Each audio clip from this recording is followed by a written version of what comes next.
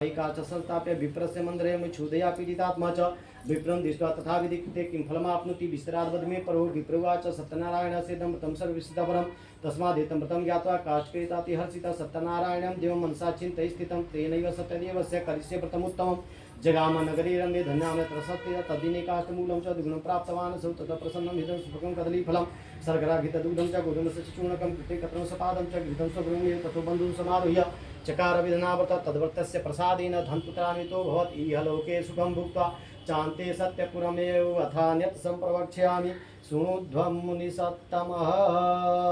सूत जी से सौनकादि मुनियों ने फिर पूछा कि हे सूत जी, सतानंद नामक ब्राह्मण ने इस व्रत पूजन को प्रारंभ किया, उस ब्राह्मण के बाद इस व्रत पूजन को किसने किया, वह आप हमें बताइए।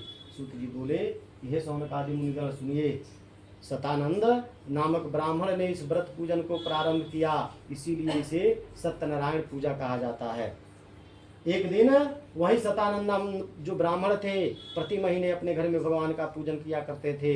एक दिन भगवान का पूजन कर रहे थे, उसी समय एक लकड़ी का व्यापारी लकड़ी बेचने के लिए ब्राह्मण के नगर में आया और नगर का सबसे श्रेष्ठ धनी जान करके वह व्यापारी ब्राह्मण के घर पे गया।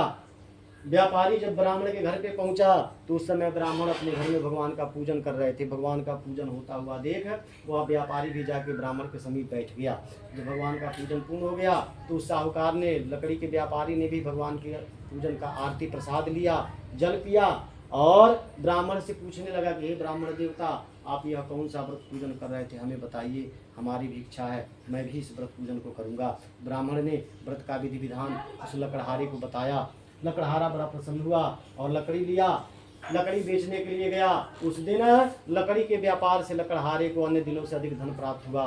लकड़हारा बड़ा प्रसन्न हुआ और सुंदर केले का फल, घी, दूध, गेहूं का चूर्ण जिस प्रकार ब्राह्मण ने बताया था वह सब एकत्रित किया, अपने भाई बंधुओं को एकत्रित किया और विधि विधान पूर्वक ब्राह्मण के बताए अनुसार उस लकड़हारे ने भी भगवान सत्यनारायण स्वामी का व्रत पूजन प्रारंभ कर दिया। भगवान की कृपा हुई, वह लकड़हारा भी धनपुत्र से युक्त हुआ, इस लोक में नाना प्रकार का सुख भोगता हुआ अंत में भगवान सत्यनारायण स्वामी के लोक वैकुंठ को चला गया। स्वस्ति श्री स्कंद पुराणे रीवाखंडे श्री सत्यनारायण व्रत कथायां तृतीयः।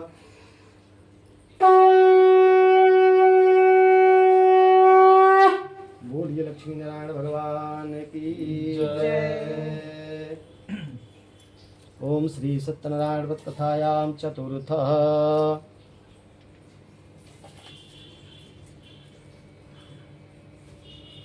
ओम सूत उवाच ओम पुनरग्रे पवक्ष्यामि स्नुद्धं मुने सप्तमा आसीत् उल्कामुखो नाम निपतिविलयाम्बर जितेन्द्रिय सत्यवादी दिव्यालयं प्रति भार्यातः प्रमुग्धा च श्रुतिवदनास्ति।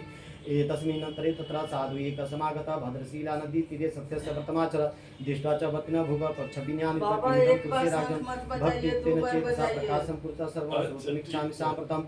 राजोवाच पूजनं क्रियते साधु विष्णुतुलते सा व्रतं सुजने साध्य पुत्रवाञ्छितकामया भूपस्य वचनं श्रुत्वा साधुत्वाच सादरं सर्वप्रथम मे राजन् व्रतमेतत् करोमहं ममापि सन्ततिर्नास्ति।